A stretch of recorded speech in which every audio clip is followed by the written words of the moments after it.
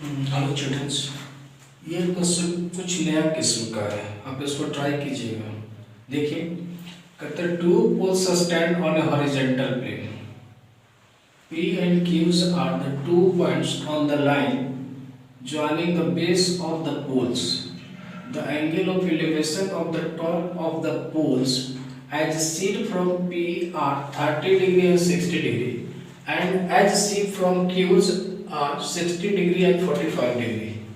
If the length of PQ is 30 degree, then find the height of the poles and distance between them.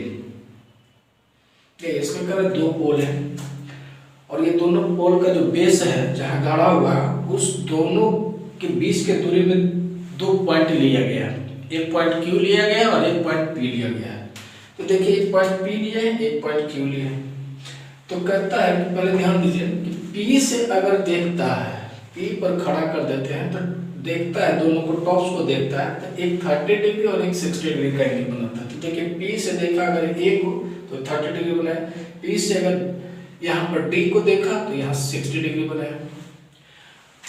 As seen from the Q, अगर वो Q पर जाता है तो Q पर जाता है तो देखता है, Q से जब देखता है तो देखता है 60 डिग्री और दूसरा देखता है 45 डिग्री।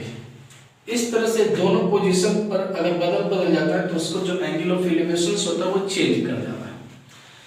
इस तरह से फिगर और उसमें ये देख रहा है दोनों पोल जो है Q और P उसके बीच का डिस्टेंस हमारा 30 मीटर दिया हुआ है। हाइट निकालना है और उसके बाद हमको BC का लेंथ निकालना है। जो चीज नहीं गिवन है उसको हम लोग XY मान लेते हैं। अगर पहला पोल है AB तो उसको H1 और दूसरा पोल है DC यानी H2 और यहाँ जो डिस्टेंस BQ दिया हुआ उसको X और यहाँ PC जो उसको हम Y मान लिए।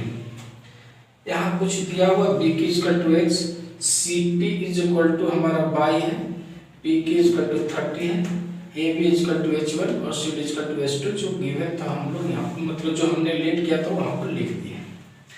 अब किसी एक पॉइंट के पर जो दो एंगल बन रहा है, अगर मान लें कि एक जो पोल है AB के साथ वो दोनों का हम पहले वैल्यू निकाल देते हैं, फिर हम लोग दूसरे पोल CD के साथ निकालेंगे। तो यहाँ 60 डिग्री के लिए हम अगर निकालते हैं इस पोल AB के लिए तो 60 डिग्री का वैल्यू AB/BQ, AB का वैल्यू है H1 और BQ का वैल्यू X। 60 का वैल्यू √3 H1/X। अगर हम क्रॉस करेंगे तो H1 = X√3। फिर आ जाइए इस पोल के लिए 30 डिग्री का एंगल AB के लिए AB/BP। AB का वैल्यू है H1 और BP हो गया X + 30।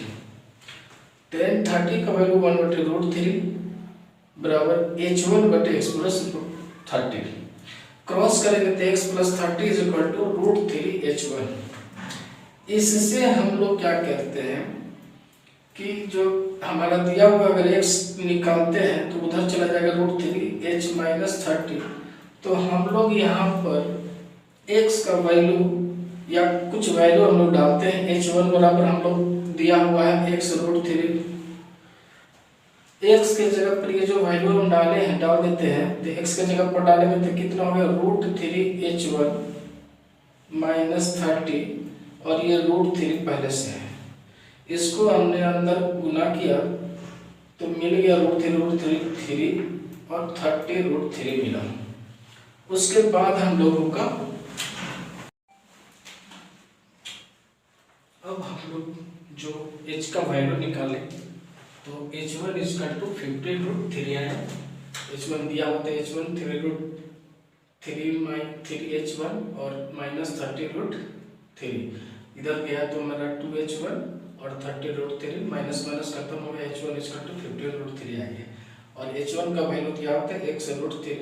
तो उसमें अगर H1 के जगह पर 50 √3 हम लोग डालेंगे तो √3 कैंसिल हो जाएगा। इस तरह से हम लोग का X का वैल्यू भी निकल गया और H1 का भी वैल्यू हम लोग को निकल गया। दोनों वैल्यू हम लोग को निकल गया, दो वैल्यू हम लोग को मिला। अब आ जाइए 1045 दूसरे पोल्स के लिए। 45 डिग्री का ये हो गया CD और ये हो गया CQ।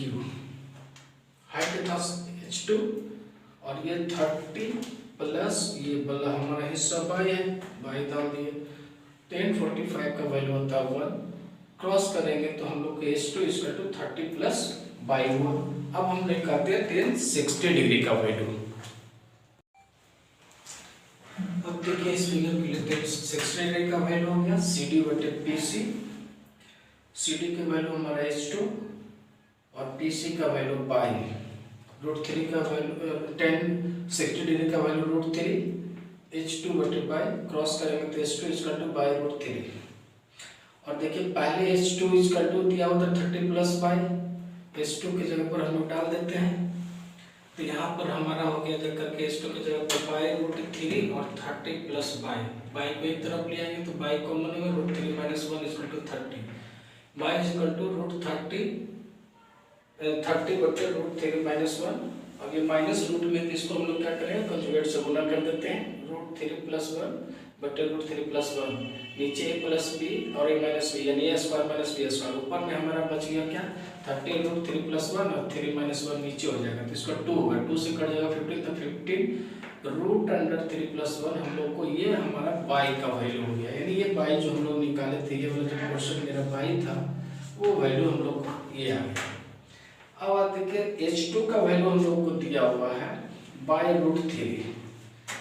बाई की जगह पर हम लोग जो निकाले हैं 15 √3 प्लस 1 ये हम लोग यहाँ पर डाल दिए तो √3 15 √3 प्लस 1 यानी 15 √3 प्लस 1। इस तरह से हमारा H2 का भी वैल्यू निकल BC equal to BQ plus QP plus BC।